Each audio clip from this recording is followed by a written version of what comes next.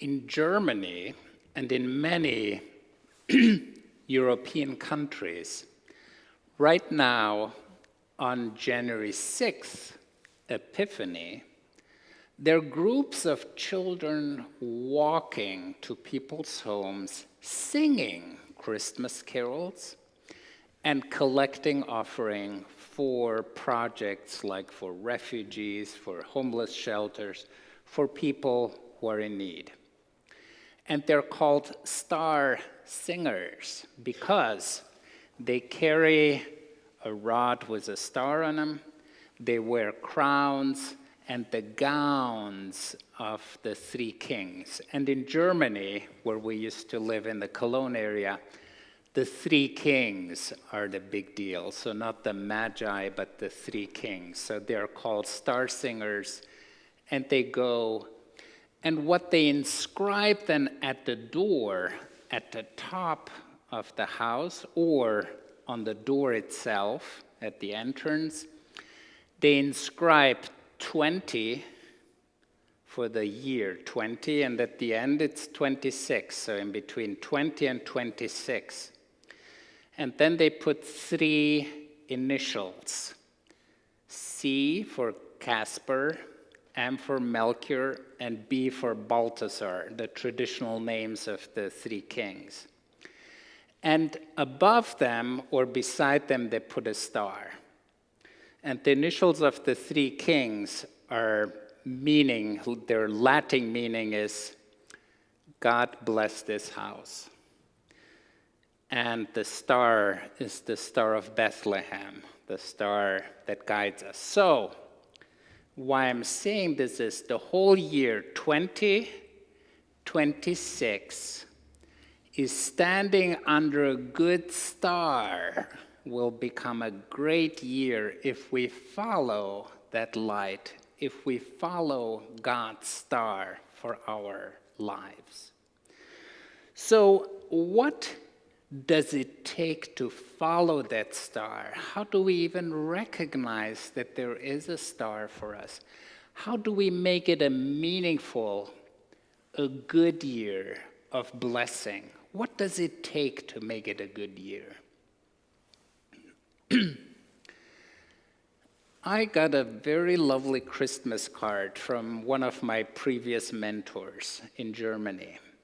And on that card, there are the three kings again, came from Germany.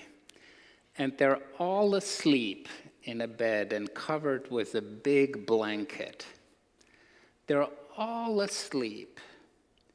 And above them is an angel tapping one of the kings, the youngest one, tapping him on, and he has one eye open and the other one is still closed. And that angel, it's almost like, wake up, there is a light, pay attention. And we know this awakening, this waking up, being curious, being observant. Where do you sense God's light? What do you resonate with? Where and how do you connect with the living one? It may be a literal star or a night sky, but it can be very different things where you feel a pull or a draw or a calling, where you feel like your destiny. And the word destiny actually means of the stars, star, destiny of the stars. So your destiny, your life is wrapped up into paying attention to signs and wonders, being curious. So for me, this will become a great year if I remain curious, observant, waking up, paying attention to signs, to wonders, to that tug, to that invitation. Will you be curious with me to see what are the opportunities, what is God inviting us to explore, where and how does that light try to lead us and guide us? Now, In addition to being curious, what does it take to make it a great year? I had this friend who said, I signed up for a program from couch to 5K in 5 weeks. That is way too steep. I think from couch to 5K in 5 months. I don't remember how many weeks. But guess what? Will you ever get to that 5K without just getting up and start walking? It starts with walking, taking that first step. And that's our passage from Isaiah when he says, arise and shine. Rise up to meet the challenge. Be courageous. You may have all the dreams in the world. You can have a flowering imagination.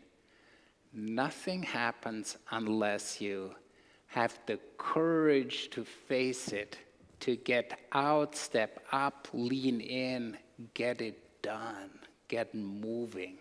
And I think that's what we learn from the Magi, from the wise ones, from the 3 kings. They saw the star, but they didn't go back to sleep. They didn't go about their lives. They actually followed the star. They followed the tug on their heart. They followed their calling. They saw in that star an invitation to follow your destiny, to move toward it, not to be indifferent or so like, oh, whatever, but move toward it. To me, courage, it takes courage to make it work. Now, courage, in a sense, like life will not be easy. Or as someone said, don't pray for easy lives. Pray for the strength, for the wisdom, for the persistence, for the courage and the commitment that you can make it and face the challenges. Because you all know there are obstacles, there are challenges, always, and they will always remain. The question is, do we rise and face them with courage? And courage comes from core, from heart. Courage means have a heart, have your heart in it, move and face it, whatever challenges you. And imagine if your fear, your concern, facing it would be just a little bit smaller, what would you rise up to meet? What challenge would you lean in more courageously to face? That's for me the second thing. So, be curious, be courageous. What's the third thing? Be committed. It doesn't happen without the blood, sweat, and tears. It requires all of us. Now, tradition adds to the story of the 3 kings and the Magi and the wise ones. It's added and added and added. But one story goes that it took them 2 years, an arduous journey of 2 years. Why?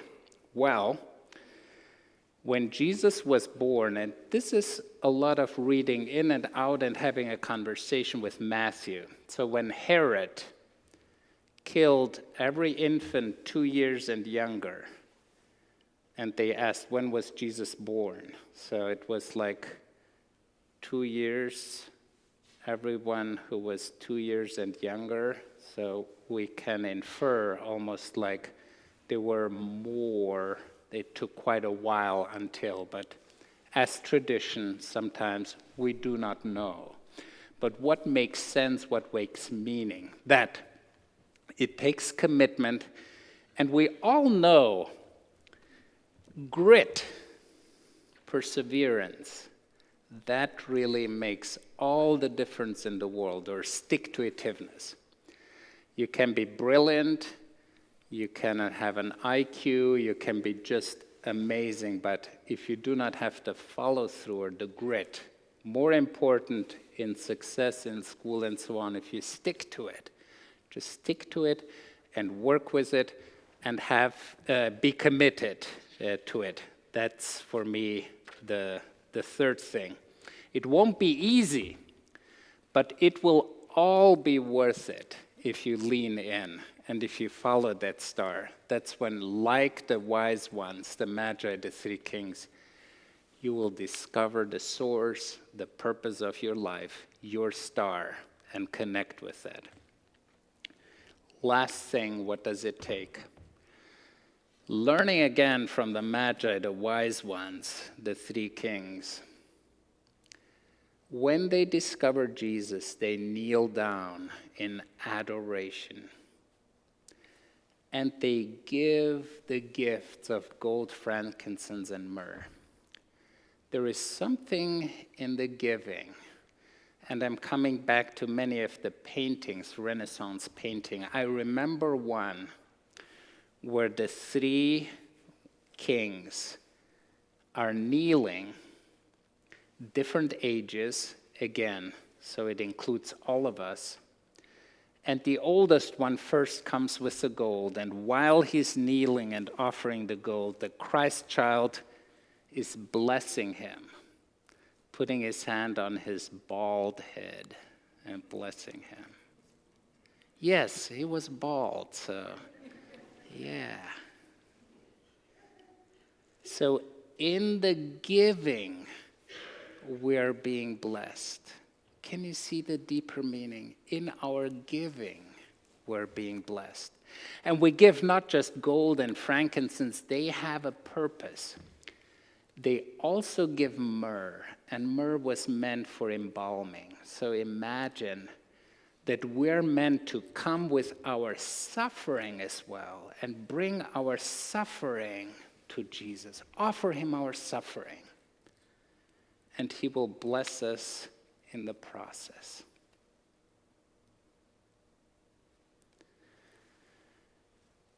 What star will you follow this year so it becomes this blessed 2026 under God's star?